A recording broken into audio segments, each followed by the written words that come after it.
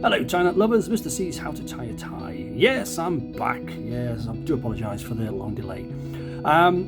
This one is called the Lego Knot, and it's an adaptation of Matthew Simmons' Lego Knot. It's only slightly different. It's just the way I wanted to make sure that I get this section showing like it looks like a Lego brick, with you got the bottom brick and then you got the next two bricks above, so you get this join. So this is the Lego Knot. Let's take it apart and let's get started. And we're going to start off with blade on the right hand side, tail on the left hand side. So yeah, I do apologise for the large break in the videos.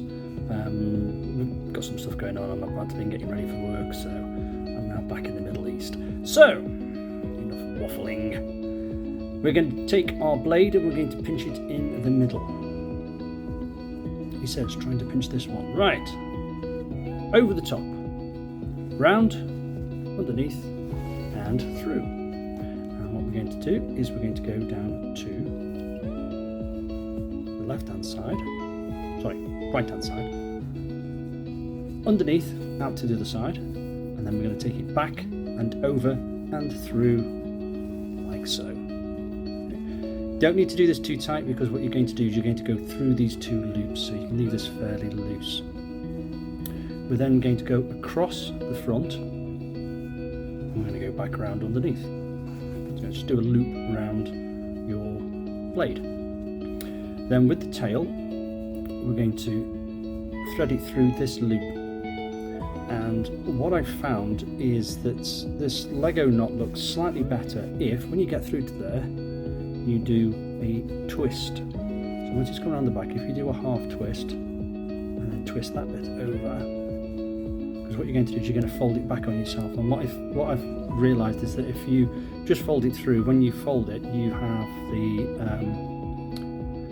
the join showing. So I don't want that showing in this case. So all I'm going to do, I'm not going to pull it right over. I'm just going to leave it fairly loose. And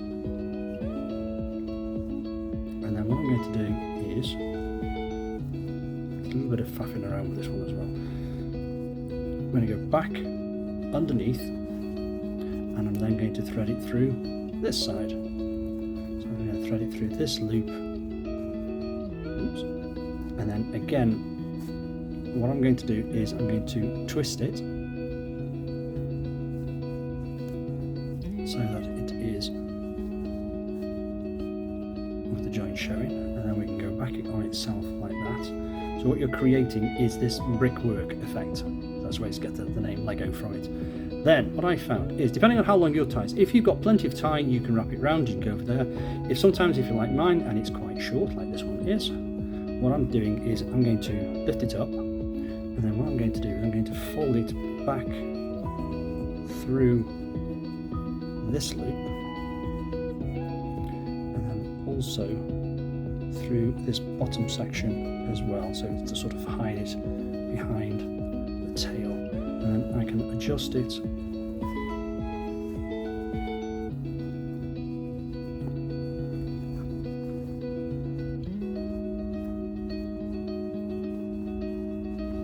little bit of adjustment on this one because it's so short. Cinch it up, and then if I pull my collar down,